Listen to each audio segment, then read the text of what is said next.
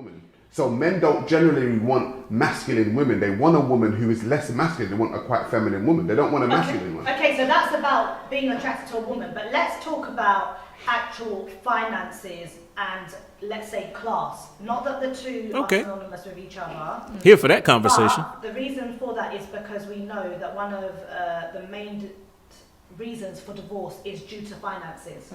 No, it's not. But on the flip side, this is what happens when you use old data points, right? In the last, I want to say 2 years, it's probably 3 at this point, but the top 3 reasons for divorce have changed. Number 1, Mike here, Money, Marriage, and Media, and we are back looking for 1,000 subscribers.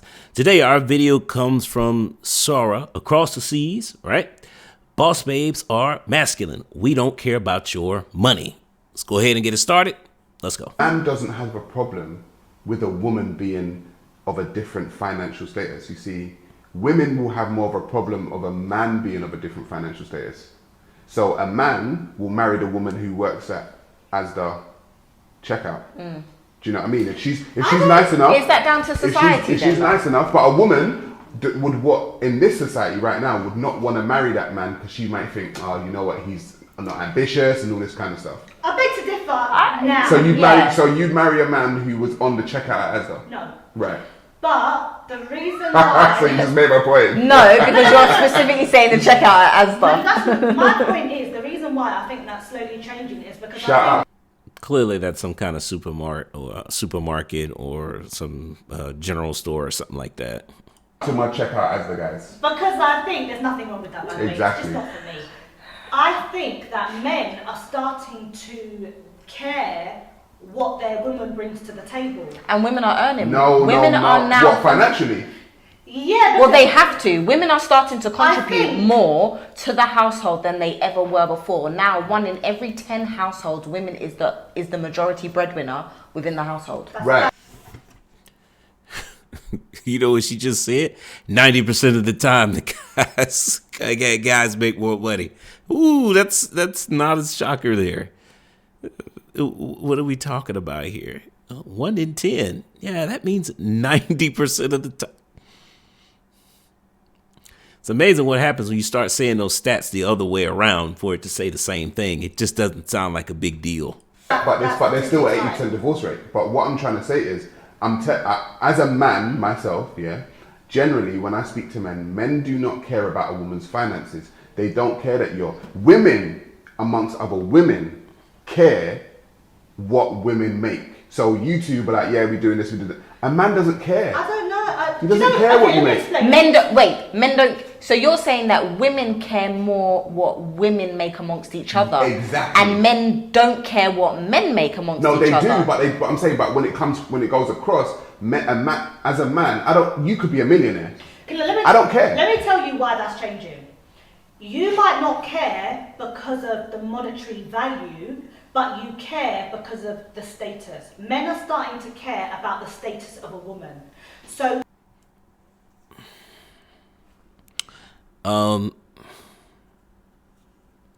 we need to start caring about the status of a woman, mainly because because she needs some skin in the game, right?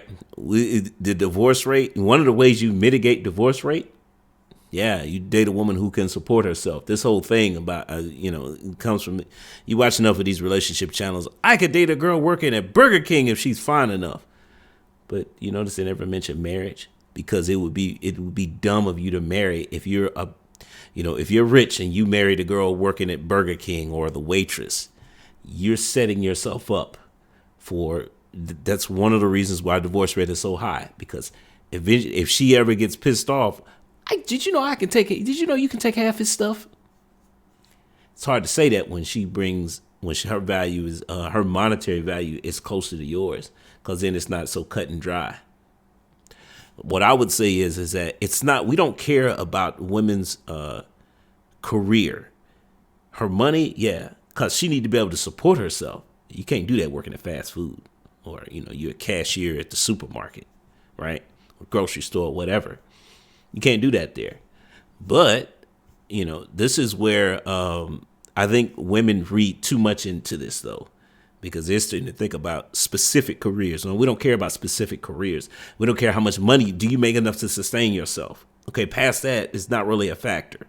And the reason being is because it's your money. Most women prefer the man to be the breadwinner. So how does your money help us be the breadwinner? It doesn't. Then what are we supposed to do with that? Nothing. I mean, unless you're volunteering to pay for the majority of dates, then that starts to matter. Then we'll care. But most women don't. So again, your money is your money. So yeah. You often find girls who weren't up to much. Men didn't really check for them or find them that attractive. If they had the typical, big bum, big breast, really pretty face, so I'm talking about your 8s and above, then guys are always going to flock towards those women. But let's say a woman who was just above average, if she wasn't up to much, guys may not really notice her as much as when they start to hear, "Rah, she's doing really well for herself. What does she do? Swear No. she's got her own business." No. Men find that attractive now. I tell you what men find attractive. They find a woman they find attractiveness in the fact that you can cooperate, the fact that you can be submissive. How old are you, 95? No, I'm telling you what men like. The fact that you can cooperate, be submissive, the fact that you can be a good mother. That's what men want in a woman. They don't care about your finance. We don't care. Yeah. So okay. I'm telling you. Men who value marriage care about those things. And a lot of times, what women don't realize is that in most cases, most men will go down in looks to go up in those things he's talking about: cooperation, submissive, motherhood skills. Men will go down in looks to go up in those, just because those have become rarity today. Beauty is common, especially when you start dealing with like plastic surgery and stuff like this. And a lot of these girls, these so-called Instagram models, are starting to look the same. Yeah, beauty is common. Having good skills as a mother, not passing down generational curses to the kids, those are rare. I think that's worrying then. The reason Why is that why worrying? I think that's worrying. No, men have told me I'm not really. I like her, but she's not up to much and is unattractive. Yeah, or she's beautiful, but I'm a she just. businessman. I'm gonna be busy. What's she doing? Just because with a woman not doing much comes a woman who is very needy because she doesn't have anything going on in her life. So she's going to be every minute, "Why don't you text me back? It's been 5 minutes since I sent you a message. Oh, when you're coming home from work? Oh, I'm just at home, I'm bored." When a woman is not up to much, it's off-putting to the modern day man. And also, men will tell me, like... Is the modern day man a little bit simpish then? That's not simpish. The flaw in her argument is that she's conflating having a career with being busy. A woman could have a hobby and not be busy. But if you think about it, most women have hobbies? Not really. Yeah, there you go. It's about being attracted. Is he a little bit more emasculated? Are you saying that men are not attracted to success? No, men are attracted to success when it comes to other men. A man will look at P. Diddy, they'll look at Jay-Z, they don't care about success in a woman. They care about success in other men because that's what they're trying to aspire to. They're not trying to aspire to your success because it doesn't matter to them. Like, we don't care that you're a millionaire. Guys, So you're saying that men aren't inferior to women who He's are right. more successful than them? Say again? If they don't care, then are you saying that men are do not feel inferior to women who are more successful than them? Right, I tell you what happens with a lot of the times with women who are more quote unquote successful in this day and time. A lot of women that become more quote unquote successful become more masculine because they have had to go into a world that is probably more male dominated, right? And so what happens is you've gone into a world that's more male dominated and you've become a little bit more masculine than another woman. So men don't generally want masculine women. They want a woman who is less masculine. They want a quite feminine woman. They don't want a masculine one. Okay, so that's about being attracted to a woman. But let's talk about actual finances and, let's say, class. Not that the two Okay. are synonymous with each other. Here for that conversation. But the reason for that is because we know that one of the main reasons for divorce is due to finances. No, it's not. But on the flip side, This is what happens when you use old data points, right? In the last, I want to say 2 years, it's probably 3 at this point, but the top 3 reasons for divorce have changed. Number 1 is lack of commitment. Number 2 is infidelity. And number 3 is lack of communication. How do I find this? Where did I get that from? From sourcing multiple, I did a pool of data that included multiple family law practices, and usually the top 4 to 5, they don't change. You know, finances is number 4, but when you start polling these family law practices, those other top 3 are usually almost always there. Sometimes finances jumps down to like number 6 or 7, but that's where that data comes from. You know, but again, finances that's an old data point. there is something to be said for people that will have issues in the home if they come from a different class background. So oftentimes if there's a man who's a self-made man, but he considers himself to be working class, he came from the struggle. So even though he can spend money, he appreciates things differently, or, you know, he's more understanding of those who struggle. Whereas a woman who's come from a middle to upper class or little princess, rich background, she won't understand things. Do you think that people from different classes should not necessarily stick to their own, but really study how that lifestyle is before getting in a relationship? Yeah, I mean, was it week before last we discussed the Meghan Markle thing, right?